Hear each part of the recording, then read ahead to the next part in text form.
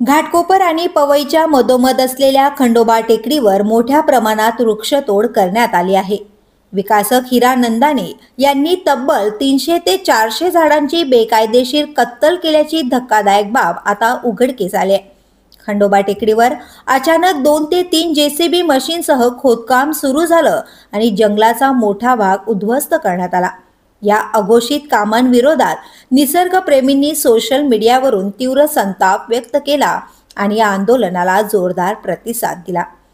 घटनेची गंभीर दखल घेत भाजप नेते किरीट सोमय्या यांनी प्रत्यक्ष घटनास्थळी भेट देत अधिकाऱ्यांना चांगलंच धारेवर धरलंय। त्यानंतर आमदार राम कदम यांनी ही बाब विधानसभेत उपस्थित करत आवाज उठवला।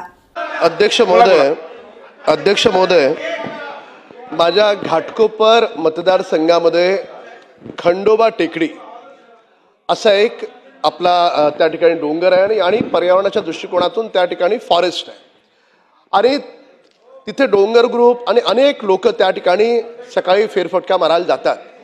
अत्यंत गंभीर बाब ही अध्यक्ष महोदय की त्या ठिकाणी 300 झाडं एका बिल्डरने तोडलेली आहेत। कोण बिल्डर आहे हा? सभागृहामध्ये आदरणीय वनमंत्री बसलेत सभागृहात। माझी विनंती आहे सरकारला की त्या खंडोबा टेकडीवर ज्यांनी कोणी ती झाडं तोडली स्वतःच्या स्वार्थासाठी 300 पेक्षा जास्त झाडं तोडली आहेत, साधी गोष्ट नाही आहे। लोकांचा प्रचंड आक्रोश आहे, लोक निषेध मोर्चा काढतात।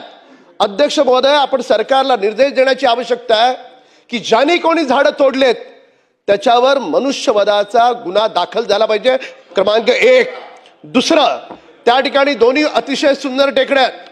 माझी वनमंत्र्यांना विनंती आहे की त्या ठिकाणी सरकारच्या माध्यमातून सामाजिक वनीकरणाची मोहीम राबवावी। आणि क्रमांक 3, हिरानंदानी हॉस्पिटलच्या बाजूला सिलिकॉन व्हॅली म्हणून काम सुरू आहे। आजही त्या ठिकाणी डोंगर फुकरण्याचं काम चाललंय। जर पर्यावरण सुरक्षित राहिलं नाही तर अध्यक्ष महोदय कसं चालेल? त्यामुळे सिलिकॉन व्हॅलीच्या ठिकाणी जो बिल्डर डोंगर तोडण्याचं काम करतोय, महापाप करतोय, त्याच्यावर तर कारवाई झालीच पाहिजे। पण त्याच्या सोबत ज्या अधिकाऱ्यांनी याला पाठीशी घातलंय, मग खंडोबा टेकडीवरच्या झाडांची कत्तल असेल किंवा डोंगर तोडण्याचं महापाप असेल, त्या अधिकाऱ्यांवर देखील सरकारने कारवाई करावी। आणि माझी आपल्याला विनंती आहे की ही गंभीर बाब असल्यामुळे माननीय वनमंत्र्यांनी याच्यावर निर्देश द्यावेत, याची दखल घ्यावी। या सर्व घटनेनंतर अखेर पवई पोलीस ठाण्यात हिरानंदानी विकासकाविरोधात गुन्हा दाखल करण्यात आलाय।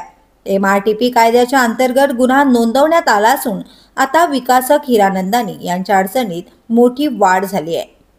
अध्यक्ष महोदय, सन्मान्य सदस्य राम कदम यांनी ज्या बाबी या ठिकाणी नमूद केल्यात त्याच्यामध्ये त्यांनी सांगितले खंडोबा टेकडीवर 300 झाडं तोडली। या बाबतीत आत्ताच त्या ठिकाणी आदेश दिले जातील, चौकशी केली जाईल आणि ज्या घटकांनी हे कृत्य केले त्यांच्यावर फौजदारी खटला सुद्धा दाखल करायचा आहे। धन्यवाद। दुसरी बाब त्यांनी सांगितली की त्या ठिकाणी सामाजिक वनीकरणाच्या माध्यमातून झाडं लावण्याची गरज आहे। निश्चितपणे राम कदम यांचं महोदयांचं पत्र घेऊन आमच्या सामाजिक वनीकरण विभागाला सांगून त्या ठिकाणी झाडं लावली जातील। आता दुसरी बाब सांगितली की टेकडी कोण तोडतोय, ती जर फॉरेस्टच्या अंतर्गत असेल तर तो टेकडी तोडणारा कोणी असो, कुठल्या धर्माचा, जातीचा, पंथाचा, पक्षाचा, याचा मुलायजा न ठेवता त्याच्यावर कारवाई केली जाईल।